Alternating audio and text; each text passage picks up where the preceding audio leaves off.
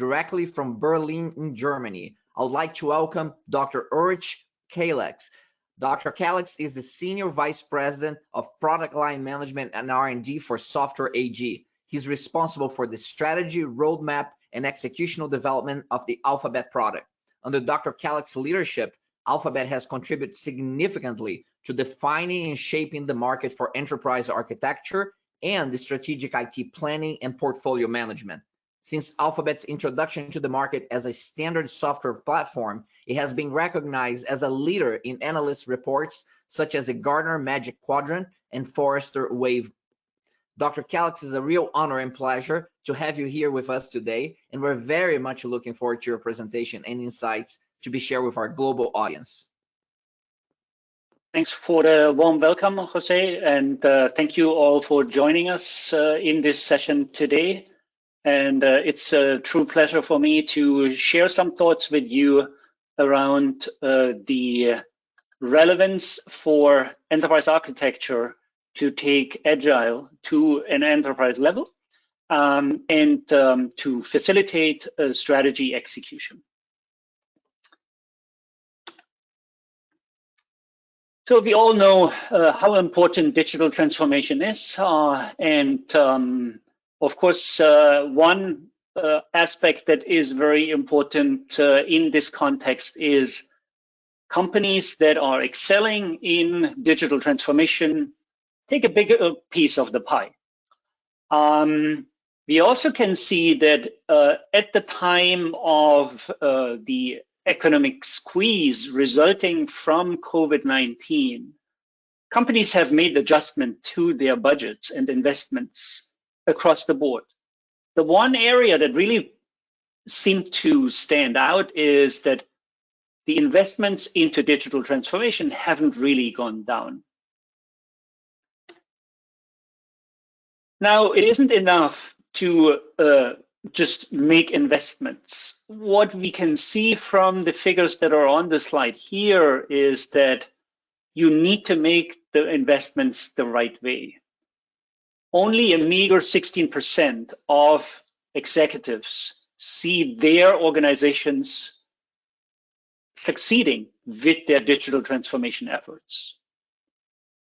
72% of strategists see that those digital transformations aren't yielding the results that everyone had hoped for. And when we look at what the findings are, we can see that the organizations lack a sharing of understanding, lack that common song sheet that is required for transformational initiatives, such as the digital ones, to be successful.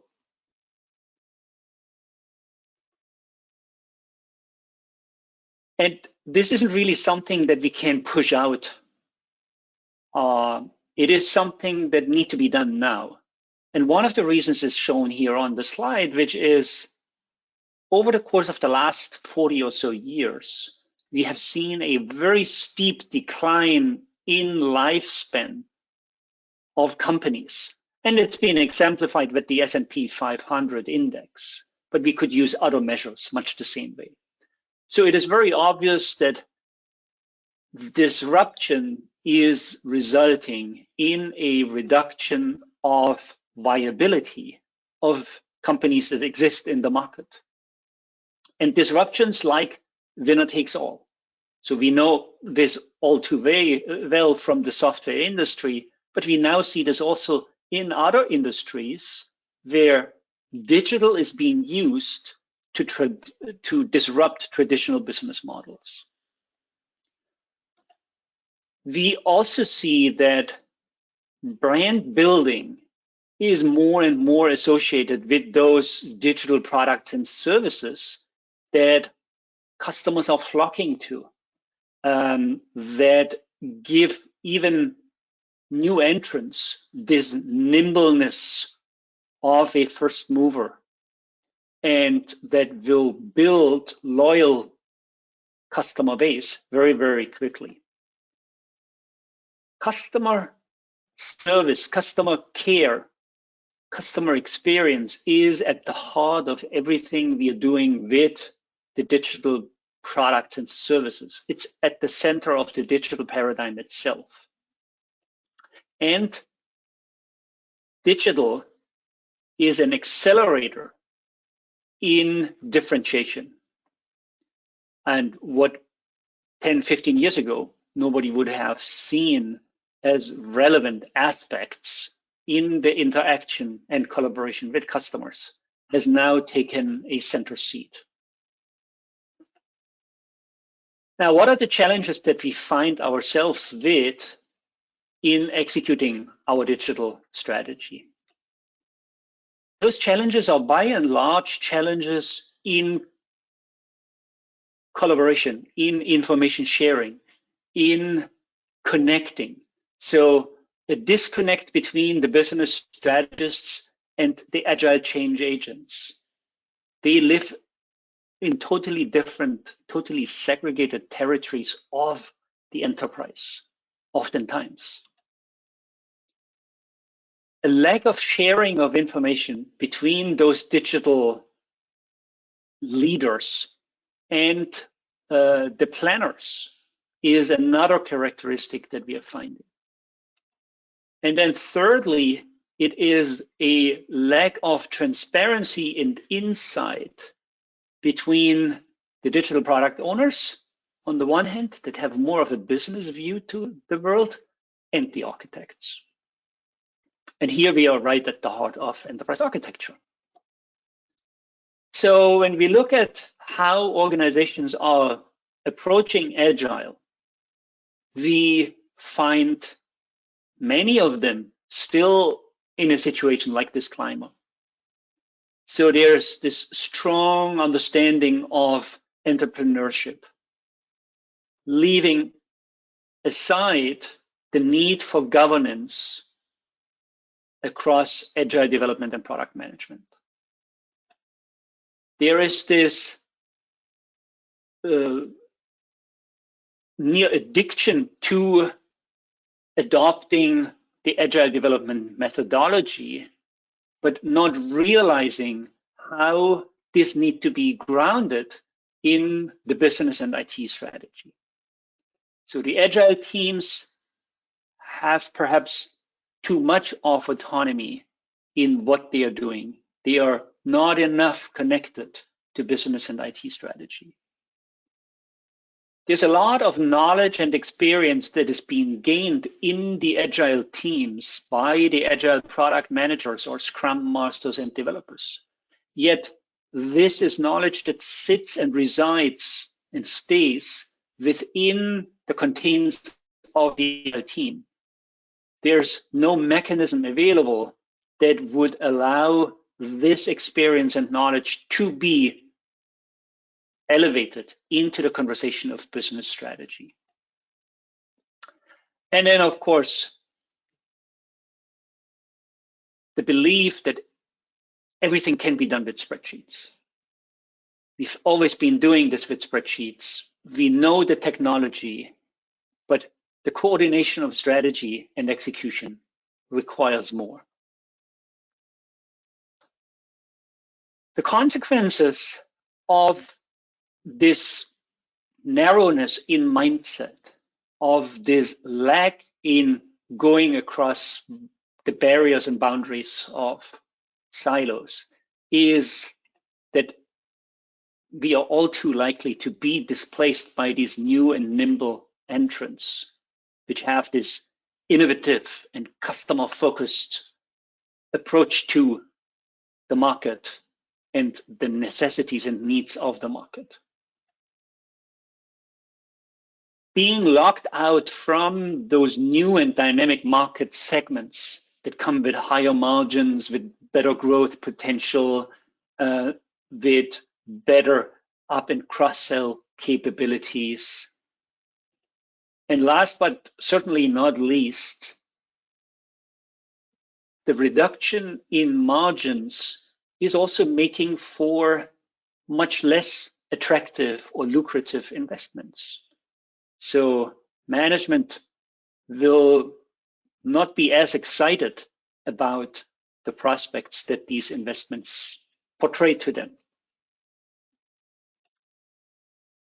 So when we look at what can be done, then the need for tying strategy and execution takes a very dominant position. And within this tying of strategy and execution, it is really the establishment of a feedback loop between planning and delivery that is needed here. And in this context, the portfolio management topic and the way it helps providing transparency across the entire strategic product lifecycle is called out for its importance. And this is a quote here from a recent Forrester research. So now what are the different elements that make up for this successful journey to strategic portfolio management for the Agile enterprise? First, there's 4 disciplines that we see as being core. Business strategy planning, so as to articulating what is important, where do we want to go. Strategic portfolio management, to understand which are the digital products and services we should be investing into. The lean portfolio management, to manage the IT value chain of delivery. And then the agile financial management, to make sure that the right guardrails are in place for the delivery of these digital products and services.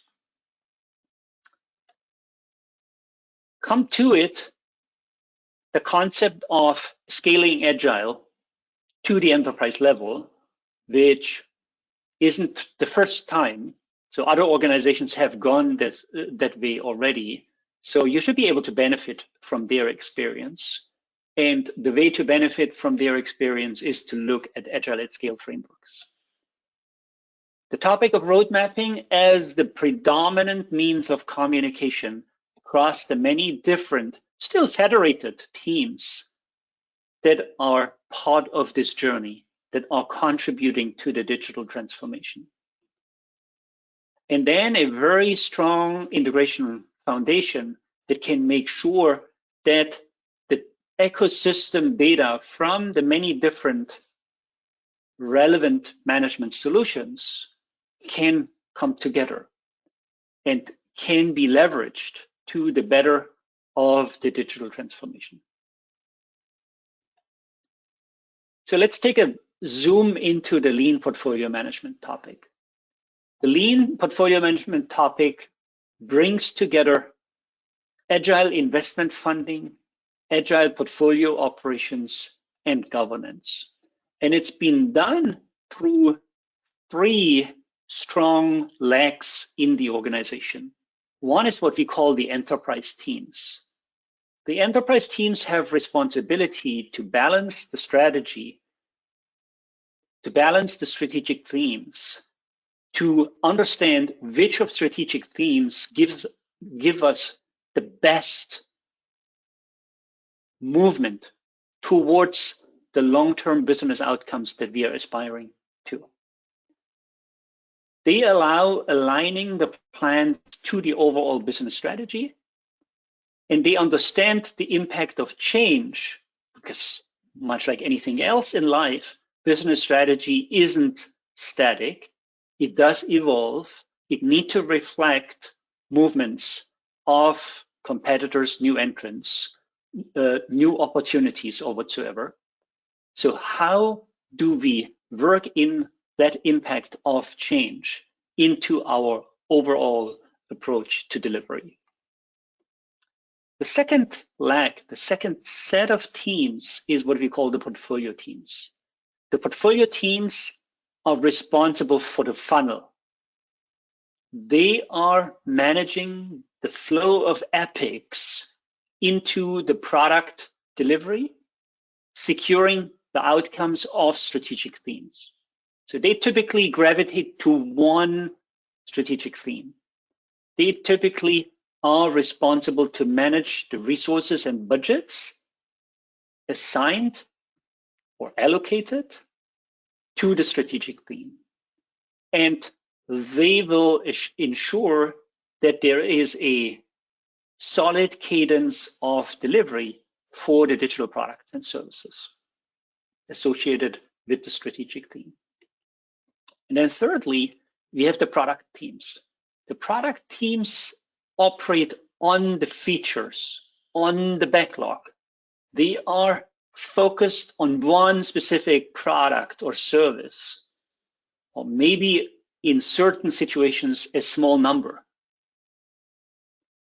And their responsibility is to make sure delivery happens, to make sure the outcomes are rolling into place. They take techniques and methodologies like the Kanban board to provide for a continuous delivery pipeline.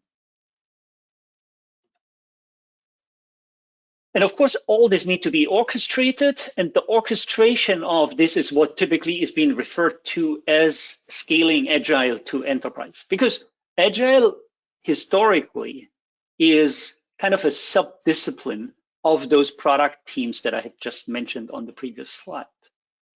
So how do you scale this to an enterprise with 100,000 contributors? With 10,000 contributors, maybe even only with 1,000 contributors?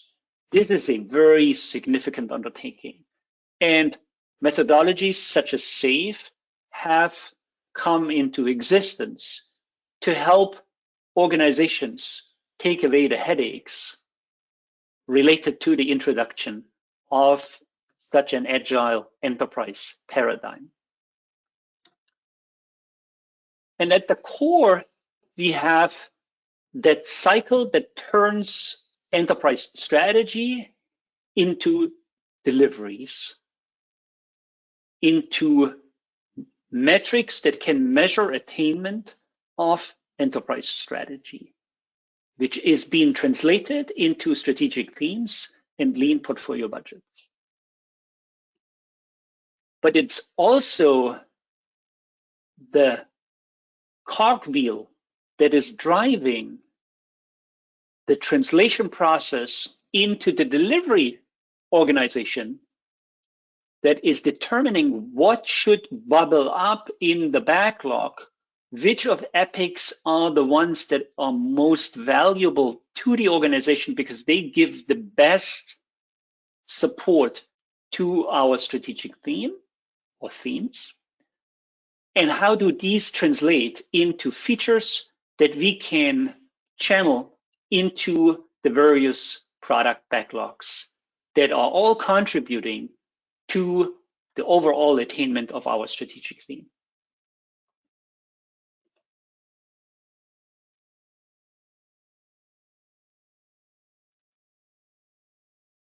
A center seat for this, the point of gravity for this, is enterprise architecture.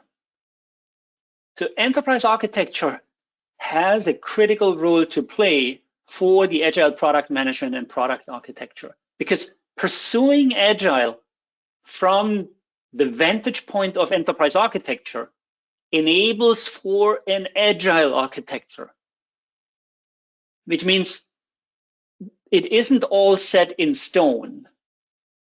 The architecture gives us the freedom to evolve into the future. The architecture is used to delineate the digital products and services. And this is critical in situations where you are not just building new products and services, because you're not just building new products and services all the time, but really when you come to understanding that you need to extend, enhance, append your digital products and services, which are the ones that you should be making this addition with. Architecture will help you finding the decisions to these questions. The integrated portfolio management is the way to tame your existing IT estate, to move to an optimized and agile IT. And the business capabilities are the elements and aspects that you have available that can help you drive business decision making, translate strategy into something more operational, identify where these products and services should be created, how they should be created, who the consumers of these digital products and services will be, whether these be internal or external consumers, provide and maintain the linkage to the strategy, build that delineation from the strategy all the way into execution, so that anytime you do anything in your organization, you have that full lineage back to strategy. So as to understanding whether or not what you're doing is relevant to the strategy and need to stay if a strategy was to be adjusted because of external forces, because of new entrants, because of competitor moves.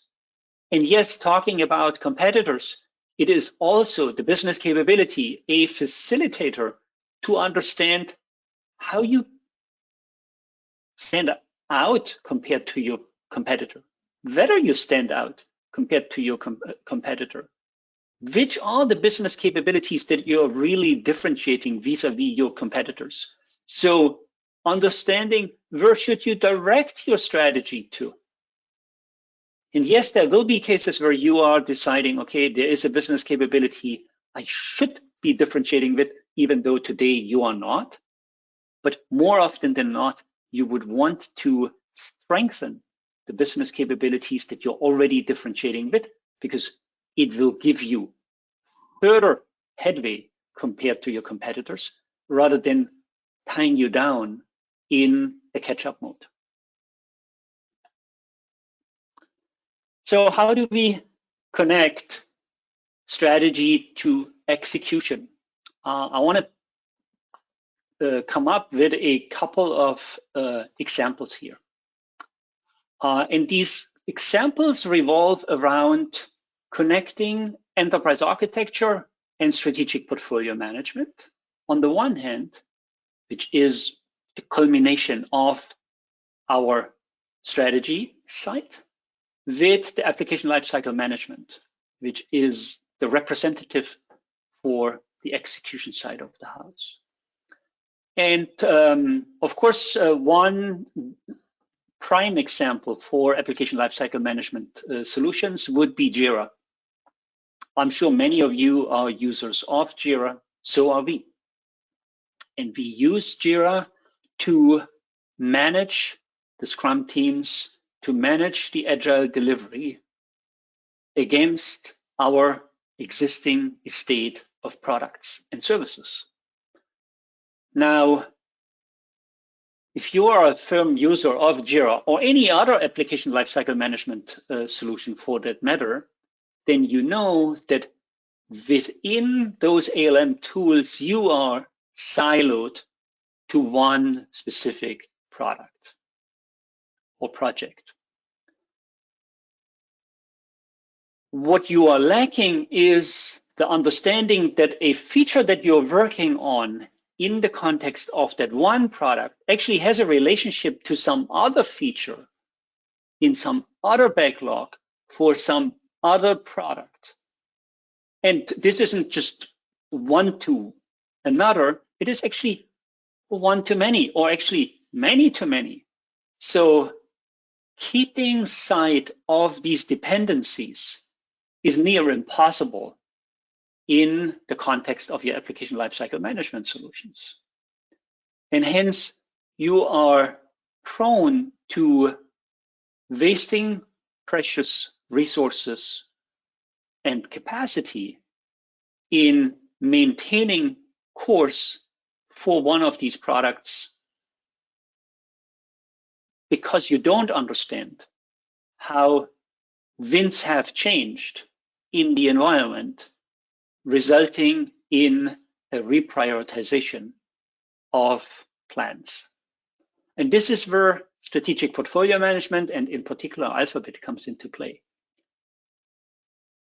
Alphabet and strategic portfolio management have the oversight to understand that a demand, an epic, a strategic theme, they are all connected to not just a single feature request in a single backlog, but really to multiple feature requests across multiple backlogs. And with the integration from strategic portfolio management into ALM, you are making sure that changes that are coming from the strategy, that are coming from the business environment, can find an effective way into the day-to-day activities of the many teams that are executing your backlogs. And the reverse direction makes sure that the strategy stays informed about any progress or lack thereof in the execution of your backlogs has on attaining a strategy. So you are in a position to have early warnings that would tell you that we are likely to miss this delivery because we are having problems with a couple of feature requests in that one specific backlog. And the way this is done is that in Jira, you basically are defining your backlogs along the architecture dimensions of your enterprise architecture. So it could be a product, it could be an application, it could be a microservice, it could be a critical integration platform, it could be a technology implementation that you are making. But the grander scheme of things is then seen in the enterprise architecture as part of the strategic portfolio.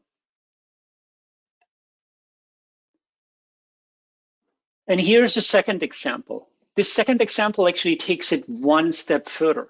We are not staying at the level of application lifecycle management. We are extending into what some call ADLM, that is the application delivery lifecycle management. So this is where the world of continuous integration and continuous delivery has been linked into the application lifecycle management topic. And we are connecting strategic portfolio management all the way into DevOps, where we are not only thinking about the backlog management, but we also talk about build and release management. We are talking about bringing products into operations, and we are talking about gaining an understanding of operational realities for these products to bring that information back into the portfolio conversation. So here's an example. In Alphabet, we are talking about an agile release train called eHotel. eHotel has, of course, many different aspects in Alphabet, like, okay, what is my as-is architecture? What is my target architecture? What are the resources that I have assigned to this? What are the financial resources that I have assigned to this? One of the topics we will be dealing with is, what are the issues that we have found? Now, this is a system that is already operational, so issues would also be the feedback from users. And that feedback from users will now be juxtaposed to the strategy that we are pursuing and the contribution to business outcomes that this eHotel product is to provide.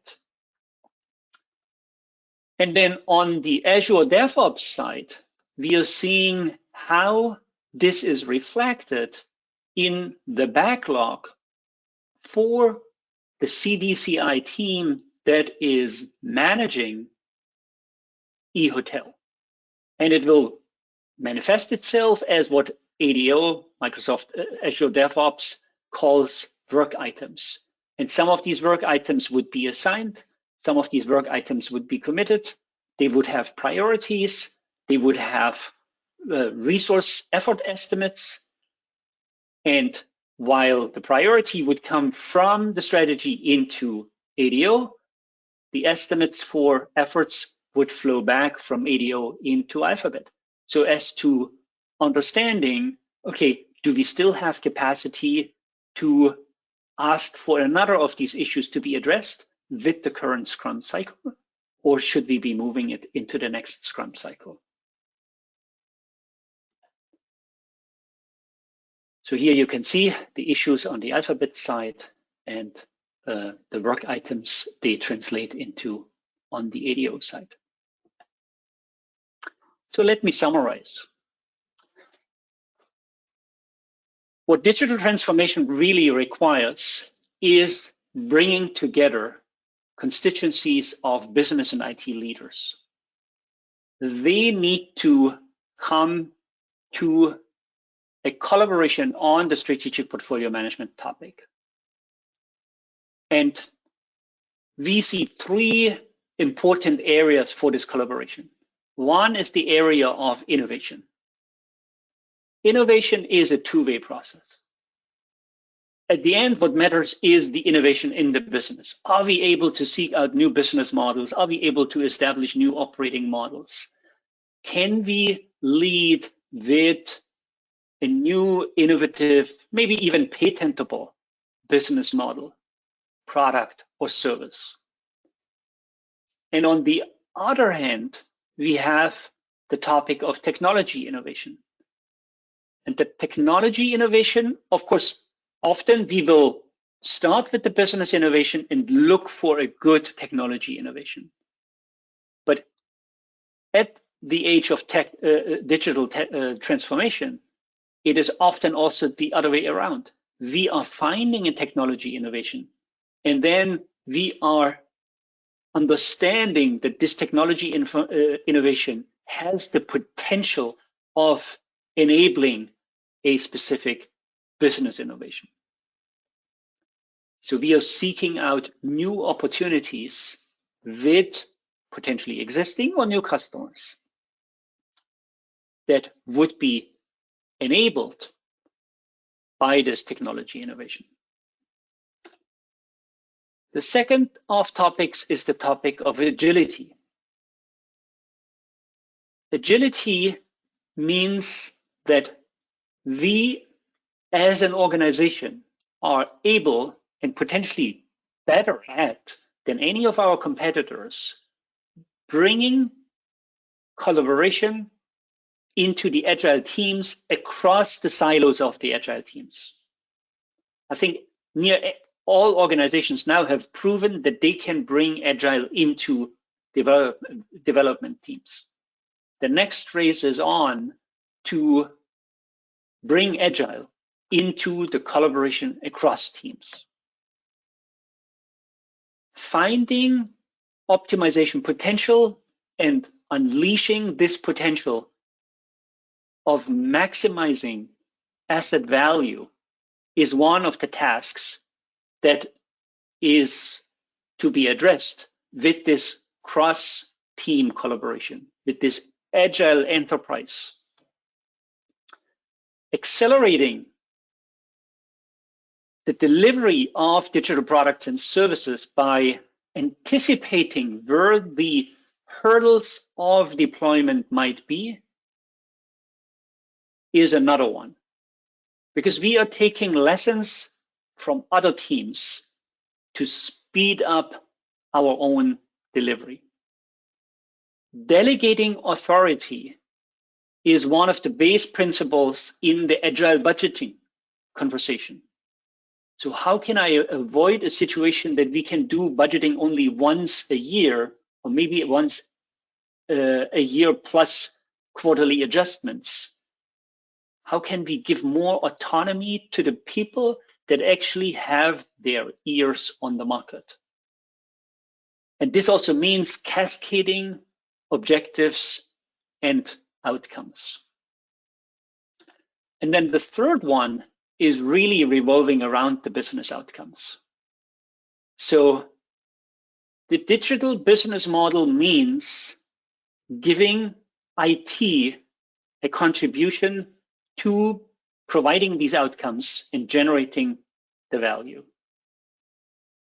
So strategic portfolio management need to reach across the entire organization to facilitate that conversation, to align the digital business initiatives across a very large, very engaged, very enthusiastic, motivated, and diverse set of stakeholders. And it's the responsibility to monitor progress and derive corrective action from that monitoring process that sits with the strategic portfolio management leadership. And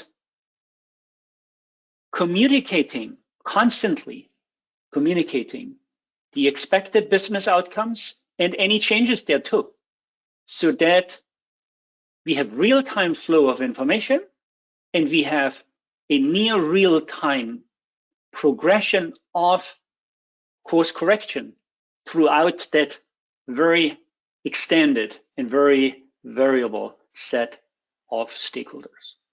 And I think with this, I have completed my session for today. And I think, Jose, any questions we should be attending to?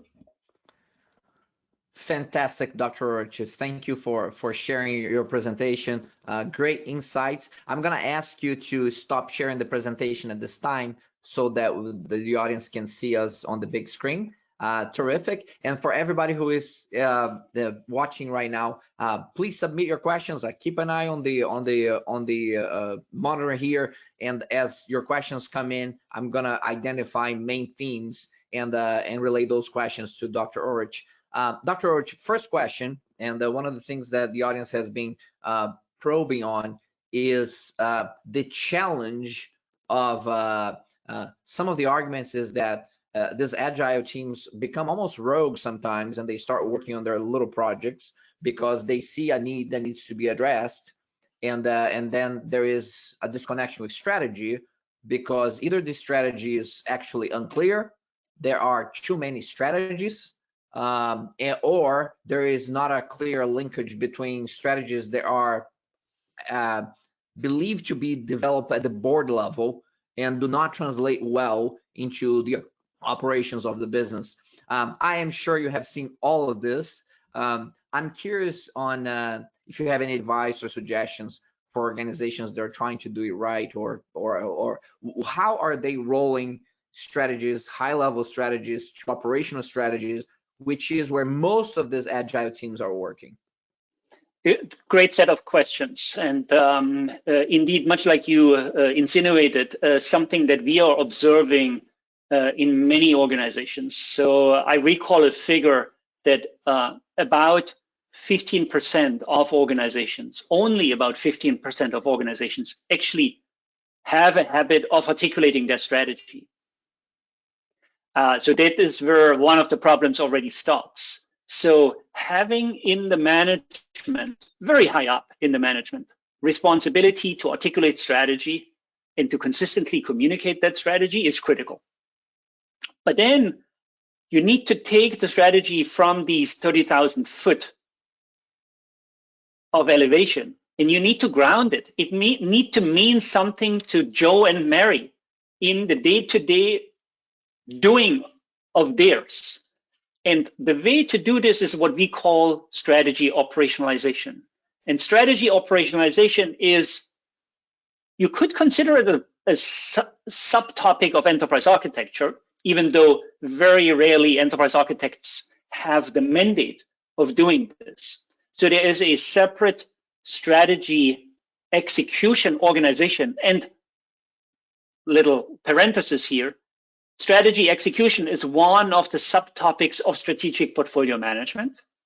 So there is a strategy execution office that would typically sit in the context, the realm of the COO of an organization that has the mandate of overseeing this strategy operationalization process, and also receiving the feedback, because as you're operationalizing, you're basically refining your strategy, understanding, and you articulate that this strategy for this specific sector of the company, of the organization, means the following, and means this is the business outcome we should be striving for. And that needs to then bubble back into the top strategy, yeah? Because there is a cascading of goals and objectives, but also of business outcomes. The business outcome that was articulated on the board level isn't exactly the same business outcome that is what Joe and Mary will worry about. Absolutely. Absolutely. The previous speaker talked about the role of enterprise architects evolving, and from what he termed as noise in the beginning, where very technical people are trying to create value, doing good things, but it's a bit noisy because nobody in the leadership team pays attention. Then it has, and then it keeps evolving to maybe more of a push system, and then eventually a pull system where there's value perceived in the enterprise architect function, and then ultimately as a collaborative influencer. That's the highest level that the previous presenter talked about, and I see a connection to what you're saying here. Do you feel that with the changes, of course, with the pandemic and remote work, and perhaps there's a spotlight now on technology from the current settings that we're living in, and do you feel that that developing these business skills, if you will, and connection with strategy is a core capability and competence that enterprise architects must develop? Oh, absolutely. They must develop this. That is, there's no doubt about this. But I want to also shed a bit of a light on that other aspect that you mentioned, which is the COVID situation and the working from home situation, and the new importance of technology. This can at best be a very significant accelerator of a move towards agile enterprise, a move towards strategic portfolio management. Because with the situation that we have a lack of personal communication, we need to be more articulate about the things that are relevant, that are happening, that should happen. And that basically is supporting the strategic portfolio management topic. And the technology is there. Well. Very much so. Very much so. There's clearly an increase in interest on technology and digital technologies from all angles in the current setting. So on that, I want to get a little bit more technical with you here and probing a bit more on the technical side of your presentation. You talked about connecting EA tools with operative tools like Jira, and the question is, what kind of integration technologies you would recommend for making those types of connections? So on the connection to the ALM solutions, we see really the need for real time, which means we are talking about REST API connections. Most of these solutions, in particular the ones that I mentioned, Jira and ADO, they have a very suitable set of APIs available that you can tap into. And that allows you to take decisions in the strategic portfolio management and make them available in the ALM space near immediately, so that the Scrum teams, the development teams, the testing teams, etc., they all work on what is current from the perspective of strategic portfolios. And much the same way, on the way back, as and when it has been identified that we have perhaps used more capacity than we had anticipated, or we are making a change to an estimate, that can immediately and in real time flow back and then trigger a review in the strategic portfolio management context. So APIs is the technology of choice here. Outstanding. And 30 seconds, I want to capture before we run out of time, Dr. Rich, a question from Adolfo Venegas, who had a couple of questions related to ownership of applications. Just a quick 30-second insight. How his question is, what approach do you take to convince technical owners to accept ownership over applications? I mean, he implies in his question that a lack of ownership of technical owners of their own applications. Any suggestions on that, on how do you make that ownership stronger? I think what we have seen in other organizations being successful is giving that ownership and being outspoken about the accountability and the responsibility, but also the degrees of freedom that come with this ownership. The moment people see that they are no longer policed, but they really have a limited but a decision authority, they will live up to the challenge. Dr. Ulrich Kalex, thank you so much for sharing your insight. Terrific presentation, and it's been a real pleasure to have you with us today. Thank you very much, and thanks to the audience for staying with us today. Goodbye. Thank you. Ladies and gentlemen, that's Dr. Ulrich Kalex, Software AG, a terrific presentation on how to translate strategy into execution in your digital transformation journey.